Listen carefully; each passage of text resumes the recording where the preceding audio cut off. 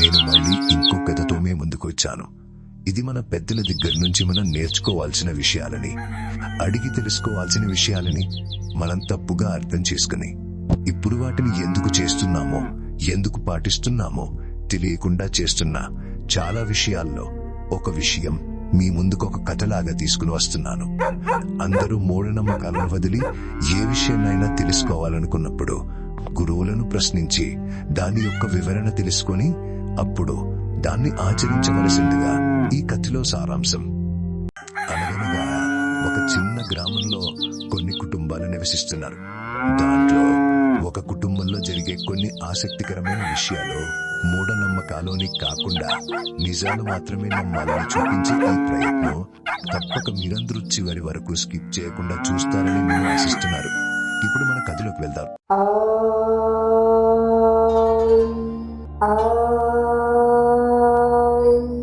శుక్లాంబరధరం విష్ణుం చతుర్భుజం ప్రసన్నవదనం ధ్యాయేత్ సర్వవిఘ్నోపశాంతయే. నారాయణ నారాయణ జయ గోవింద హరే, నారాయణ నారాయణ జయ గోపాల హరే. ఏయ్ పిల్లి, చి చి పో పో, పాడు పిల్లి పోవే అవతలికి పో పో. ఏమేవ్ ఒకసారి ఇలా రాదే. నారాయణ నారాయణ హరే రామ హరే కృష్ణ కృష్ణ కృష్ణ హరే హరే. ఏమేవ్ ఒకసారి ఇలా రాదే. అబ్బబ్బా, ఏంటండి, ఏం జరిగింది? ఆ పిల్లి మళ్ళీ వచ్చిందా? పాలు తాగిందా? ఎందుకు అలాగా దావుకేట పెడుతున్నాడు? వస్తున్నానన్నది. అబ్బా, అనుకుంటున్నామేమానండి, మీకు కావుకేదో చూసుకొని నాకు అర్థమైపోయింది. ఆ పిల్లి వచ్చి పాలు తాగిందని. ఏవి గద్ద మంచండి మీరు, ఎందుకు అలా అరుస్తున్నారు? నేను వంట చేసుకోవలేదా? అబ్బబ్బా, ఈ పాడు పిల్లి ఎంతో పవిత్రంగా ఉన్న పాలని ఎంగిలి చేసి అపవిత్రం చేసింది. నువ్వు వెళ్ళి దీనిని పారపోసి మళ్ళీ పాలు పట్టుకురా. ఇక్కడే నిలుచుకున్నావేంటే? పోవే పోవే, తొందరగా, పూజకి సమయం అవుతున్నది. స్వామి అపరాధం అవుతుంది, తొందరగా తీసుకురా.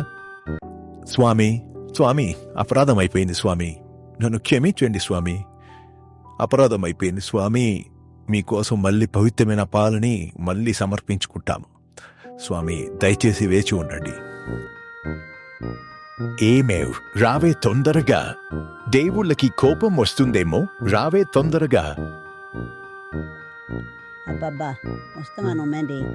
మీకు రేడియోకి నాకు వైఫ్ అయిపోయింది, అన్నిటికీ తొందర. ఇదిగోండి పాలు, ఈసారేమో జాగ్రత్తన పెట్టుకోండి. ఆ పిల్లి వస్తే ముందే చూసి దాన్ని కరమండి, సరేనా? నేను వంట చేసుకోవాలి, నేను వెళ్తున్నాను. అవును, నేను ఈ పిల్లి హడావిడిలో పడి నేను ఎక్కడ మంత్రం వదిలేశాను, మర్చిపోయానే. సరే, ఏం చేస్తాం, మళ్ళీ మొదటి నుంచి చేద్దాం. శుక్లాంబరధరం విష్ణుం చతుర్భుజం ప్రసన్నవదనం ధ్యాయేత్ సర్వవిఘ్నోపశాంతయే. ఏయ్ పాడు పిల్లి, నువ్వు మళ్ళీ వచ్చావా? నువ్వు మళ్ళీ ఎంగిల్ చేసావా? అబ్బా, ఇప్పటికే ఎన్నిసార్లు మార్చేది. పోవే పో, పాడు పిల్లి పో. ఏమేం శ్రీమతి, తొందరగా రా, ఇలా రావే, తొందరగా రావే. హయ పరమేశ్వరాయ చంద్రశేఖరాయ నమః. ఓం భవాయ గుణాయ భవాయ శివతాండవాయ నమః. ఓం రుద్రాయ నాట్యముద్రాయ వీరభద్రాయ నమః. ఏమేం శ్రీమతి, తొందరగా రా, ఇలా రావే, తొందరగా రావే. అబ్బబ్బా ఏంటి ఈ పెద్ద మనిషి, ఏమన్నా వంట చేసుకొనివ్వరు కదా. ఎన్నిసార్లు పాలు తెచ్చేది, పిల్లవాడి కోసం ఎక్కిపెట్టిన పాలు కూడా తెచ్చిచ్చాను. ఏందో ఈ మనిషి. వస్తున్నాను అమ్మేది. ఏమేవ్ చూడవే ఇటు, ఈ పిల్లి మళ్ళీ పాలు ఎంగిలి చేసింది. దయచేసి వెళ్ళి కొంచెం పాలు తీసుకురావే. అలాగే ఆ చేత్తో ఈ పిల్లిని కప్పి పెట్టడానికి ఒక బుట్టను కూడా తీసుకురా. పూజ చేసి అంతసేపు దాన్ని బుట్ట కింద పెట్టి మేము పూజ చేసుకుంటాను. దాని తర్వాత అది ఏమైనా తాగని ఏమైనా చేసుకొని. అమ్మయ్యా, ఇప్పటికైనా మీకు అనిపించిందే, అది మంచి పని అండి. అది ముందు చేసినట్టయితే ఇంత పాలు వృధా అయి ఉండేది కాదు కదా. సరే, ఈ దేవుడి కోసం పాలు, ఆ పెళ్లి కోసం బుట్ట తీసుకుని వస్తాను. తొందరపడబాదండి, వస్తున్నాను. ఆ అది పో, త్వరగా తీసుకురా, పూజకి సమయం అవుతుంది. ప్రభుం ప్రాణనాదం వేబుం విశ్వనాదం జగన్నాథనాదం సదానందభజం భవద్భవభూతేశ్వరం భూతనాదం శివం శంకరం శంభుమే శానమీధే. వీళ్ళ ఇద్దరి సంభాషణని అక్కడ ఆడుకుంటున్న రాము గమనిస్తూ ఉన్నాడు. కానీ అతను ఆటలో పడి పెద్దగా పట్టించుకోలేదు. రోజూ ఇదే విధంగా జరగడం చూసి రాము ఒక విషయాన్ని అర్థం చేసుకుని దాని మనసులో పెట్టుకుని వాళ్ళు చేసే పనిని మాత్రం చూసి అర్థం చేసుకోవడం మొదలుపెట్టాడు. ఇలా కొన్ని సంవత్సరాలు గడిచిన తర్వాత అదే విధంగా రాము పెద్దవాడయ్యాడు. అతను పెళ్లి చేసుకున్నాడు. అప్పుడు మన రాము వాళ్ళ నాన్న చేసిన పూజా విధానాన్ని ఆచరించాలని గిన్నెలో పాలు పెట్టి ఒక పిల్లిని బుట్టలో పెట్టి పూజ చేయసాగాడు. ఇప్పుడు రాము పూజ చేస్తున్నప్పుడు ఏం జరిగిందో చూద్దాం రండి. శుక్లాంబరధరం విష్ణుం చతుర్భుజం ప్రసన్నవదనం ధ్యాయేత్ సర్వవిఘ్నోపశాంతయే.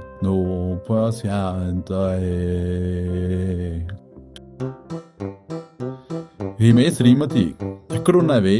రావే త్వరగా, పూజకి సమయం అవుతున్నది. మన పెద్దల్ని చూసి నేర్చుకున్న ప్రకారం మనం పద్ధతిగా పూజ చేయవలసి ఉంటుంది. అలా చేయకపోతే ఆ దైవం యొక్క ఆశీర్వాదం మనకి ఎలా దక్కుతుంది? త్వరగా ఆ పూజ సామాగ్రిలన్నీ తీసుకొని తొందరగా రా. అబ్బా ఏంటండి మీ తొందర? ఉండండి, ఆ పని మీరే కదా ఉన్నాను. మీకు అన్నిటికీ తొందర ఎక్కువే. అన్నీ మీ నాన్నలాగే మీ బుద్ధులన్నీ. సరిపోయింది, ఈ రోజు కొట్టుకుని కామెడీ అనిపిస్తున్నట్టు నా మీద పోతారంటే. అన్నిటికీ తొందరపడుతుంటారు. వస్తున్నాను, తొందరపడకండి. అన్నీ సిద్ధం చేస్తున్నాను, వస్తున్నాను.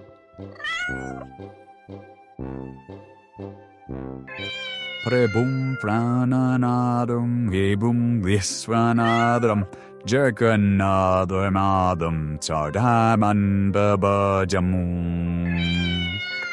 బహుద్భవభూతేశ్వరం భూతనాదం శివం శంకరం శంభుమే శానమీధే. అప్పుడు రాము వాళ్ళ భార్య ఒక పిల్లిని పట్టుకొచ్చి ఒక బుట్ట కింద పెట్టి ఇద్దరు కూర్చుని పూజ చేయసాగారు.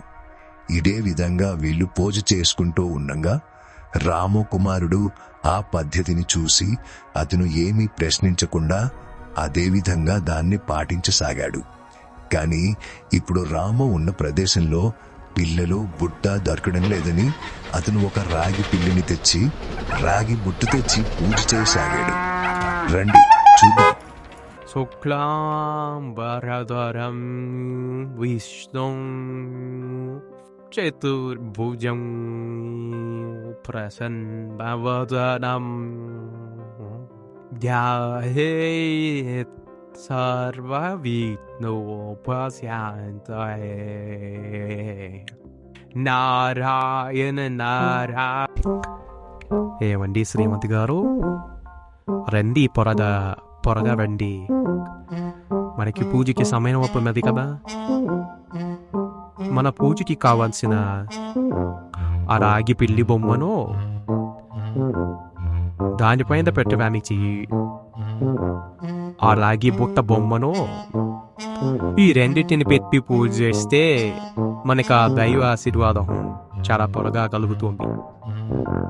అదేంటి మాకు అర్థం కావడం ఈ రాగి పిల్లి ఏందో, ఆ రాగి బుట్ట కింద ఈ పిల్లిని పెట్టి పూజ చేయడం ఏందో.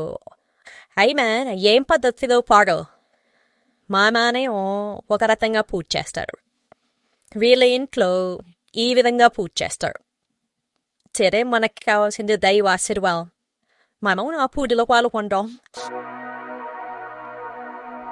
శుక్లాంబరధరం విష్ణుం చతుర్భుజం ప్రసన్నవదనం ధ్యాయేత్ సర్వవిఘ్నోపశాంతయే.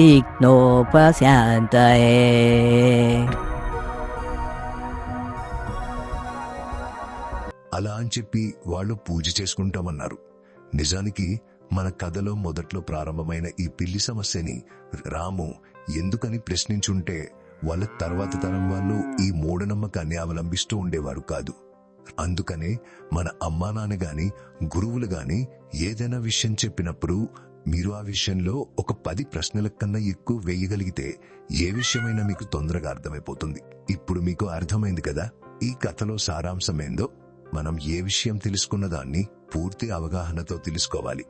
అలా తెలుసుకోవాలంటే అన్నీ ప్రశ్నించే తెలుసుకోవాలి. తద్విద్ధి ప్రణిపాతేన పరిప్రశ్నేన సేవయ ఉపదేక్షంతి తే జ్ఞానం జ్ఞానినస్తత్వదర్శినః. దాని అర్థం వినయంతో గురువును ఆశ్రయించి సరిగ్గా ప్రశ్నలు అడిగి సేవ చేస్తూ ఉంటే సత్యాన్ని గ్రహించిన జ్ఞానులు నీకు నిజమైన జ్ఞానాన్ని బోధిస్తారు. దాని సారాంశం గురువు దగ్గరికి అహంకారం లేకుండా వెళ్ళాలి, సందేహాలు అడగాలి, సేవాభావం ఉండాలి. అప్పుడు మాత్రమే నిజమైన జ్ఞానం లభిస్తుంది.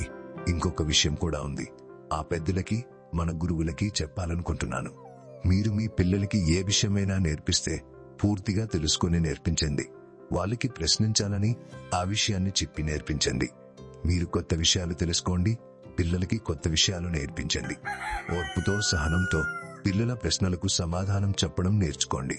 అప్పుడే రేపటి తరం మూఢనమ్మకాల ముసుగు తొలగి విజ్ఞానం అడుగులు వేస్తుంది. పిల్లలకి మనమే నేర్పించాలి.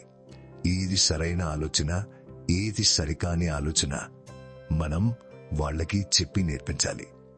పిల్లలకి మనం ఈ విషయాలు చెబుతూ మనం పాటించాలి. మొదటిది ఆలోచనతో చేసే తప్పులు, రెండవది మన మాటతో చేసే తప్పులు, మూడవది మన శరీరంతో చేసే తప్పులు. ఈ 3 మన జీవన శైలిలో చాలా ముఖ్యమైనవి. మనం నేర్చుకోవాల్సినవి, మన పిల్లలకి నేర్పించాల్సినవి ఇంకా చాలా ఉన్నాయి. మీకు ముందు వచ్చే కథలో తప్పకుండా చెప్పే ప్రయత్నం చేస్తాను.